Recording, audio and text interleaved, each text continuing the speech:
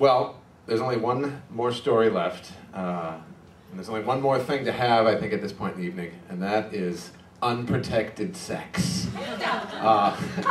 Who better to tell us about it than Gabrielle?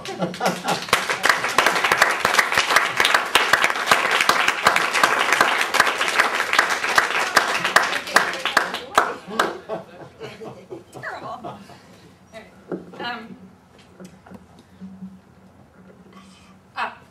So I'm sitting in the car with my friend Edie, listening to the woman explain to us how this is going to work.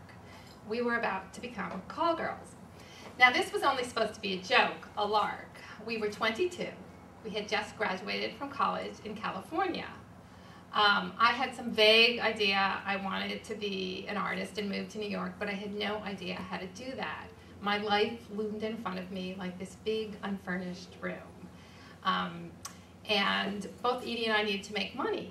We didn't really know how to go about that because we'd both been liberal arts majors, which meant that for the last 4 years, we'd pretty much done nothing but read novels. So we sat down to go through the help wanted ads, and we saw a waitress and administrative assistant, and we're too thrilled. And then we saw this ad that said, discreet company for the man of distinction. And so we thought we'd go for a joke. And so we were even dressed in for the part. We had skin-tight pants and halter tops and high heels and glitter eyeshadow.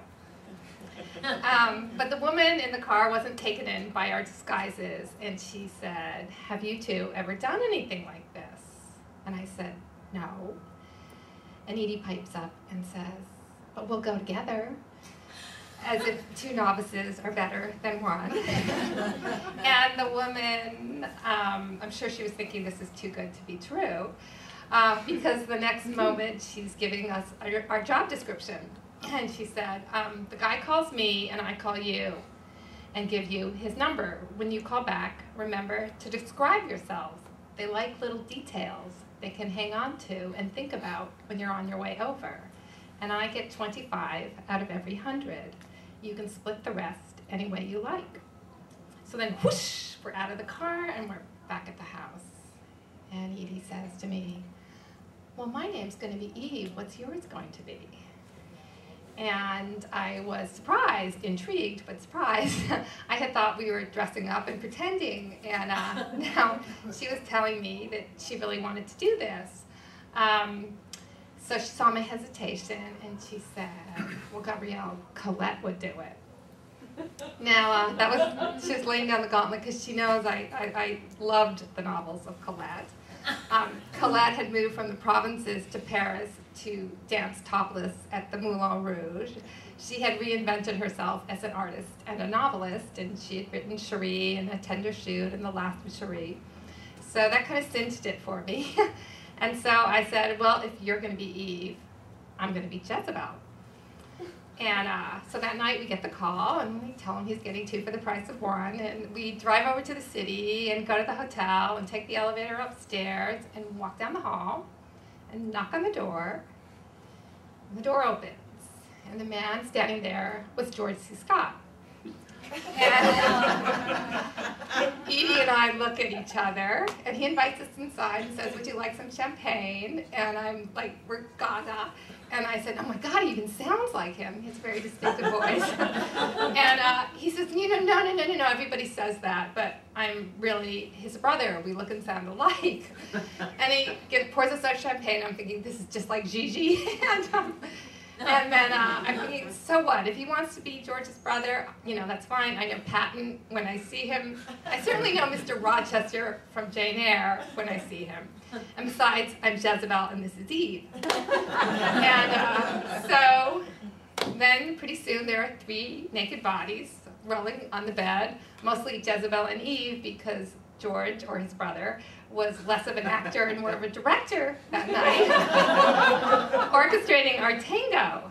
And as Jezebel, I got to experience a side of myself, which I had a brazen, more aggressive side of myself, which I hadn't really experienced before, and frankly, a side of Edie, or Eve, that I had never experienced before. And we had a lot of fun, and we way overstayed our hour. And then we left, and Edie, continued to go out on these calls dressing up as Eve, and she saved a lot of money and moved to Japan, where she transformed herself again. And I thought, it's never going to get any better than this. And I moved to New York, where I could continue to pursue my dream of being an artist, although not Colette anymore, more my own version. But even now, when I want to feel more brazen or aggressive, I call on Jezebel. And as for George C. Scott, he never had a brother.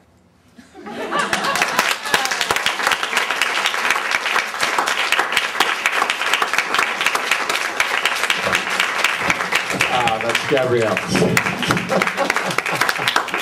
Well, that is our show. That is the final class of Performing Your Life. I hope you all enjoyed yourselves. Wait, we should all think about it. Yeah, why don't you all come up? That's a good idea. You guys were fabulous. Oh my God. Not that she's a controlling individual. This is not why you have trouble bonding. I've had a rough day. So, here we go. So Andy, Tammy, Shelley, Gabrielle, Helene, and Ann P. Thank you so much for coming. Hope you enjoyed yourselves. Good evening.